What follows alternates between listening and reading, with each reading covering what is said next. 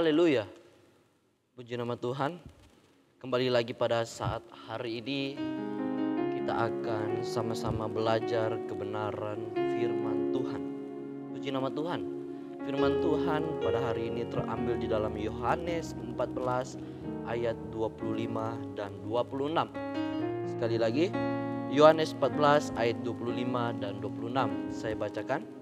Semuanya itu kukatakan kepadamu selagi aku berada bersama-sama dengan kamu. Tetapi penghibur yaitu Roh Kudus yang akan diutus oleh Bapa dalam namaku, dialah yang akan mengajarkan segala sesuatu kepadamu dan akan mengingatkan kamu akan semua yang telah kukatakan kepadamu. Puji nama Tuhan. Firman Tuhan pada pagi hari ini saya beri tema yaitu hidup yang dipimpin oleh Roh Kudus. Puji nama Tuhan.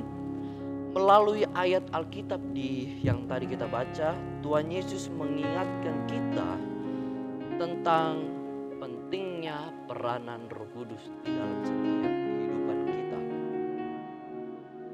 Ada dua hal yang Tuhan Yesus ingatkan kepada kita berkaitan dengan pekerjaan Roh Kudus. Yang pertama, Roh Kuduslah yang akan mengajarkan segala sesuatu kepada kita. Jadi yang pertama adalah Roh Kudus yang akan mengajarkan segala sesuatu kepada kita. Roh Kudus yang memimpin kehidupan kita. Roh Kudus yang memberi penghibur bagi kita. Dan yang kedua, Roh Kudus jugalah yang akan mengingatkan kita tentang segala apa yang pernah Yesus katakan. Di sini kita bisa melihat bahwa peranan Roh Kudus dalam kehidupan orang percaya sangatlah penting, saudaraku. Bahkan Yesus mengatakan di bagian kitab lain bahwa di dalam Matius 12 ayat 31, sebab itu aku berkata kepadamu, segala dosa dan hujat manusia akan diampuni, tetapi hujat terhadap Roh Kudus tidak akan diampuni. Ayat ini menjelaskan kepada kita bahwa penolakan kita terhadap Roh Kudus merupakan suatu kesalahan yang tidak bisa ditoleransikan, saudaraku. Kita sudah membaca ayat-ayat ini. Ini adalah penting peranan Roh Kudus di dalam kita. Jadi ketika kita mau dipimpin oleh Roh Kudus, kalau kita mau diarahkan oleh Roh Kudus, jadi bawa kehidupan kita untuk dipimpin oleh Roh Kudus. Ayat Alkitab yang di atas sudah merupakan sesuatu bukti bahwa pentingnya bagi kita untuk menerima seberapa penting ketika kita menerima Roh Kudus di dalam kehidupan kita.